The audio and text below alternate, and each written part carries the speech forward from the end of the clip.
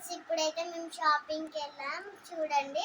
ఇప్పుడైతే మేము షాపింగ్కి వెళ్ళి మా డాడీ కొనిచ్చిండు. ఇప్పుడు చూడండి, కలర్ కిట్ చూడండి.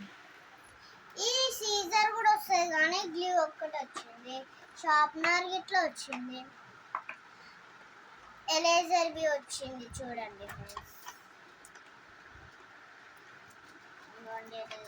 Painting colours, colour pencils, crayons, ఇంకా స్కెచ్ క్రయాన్స్ చాలా సార్లు వచ్చినాయి. అదొకటి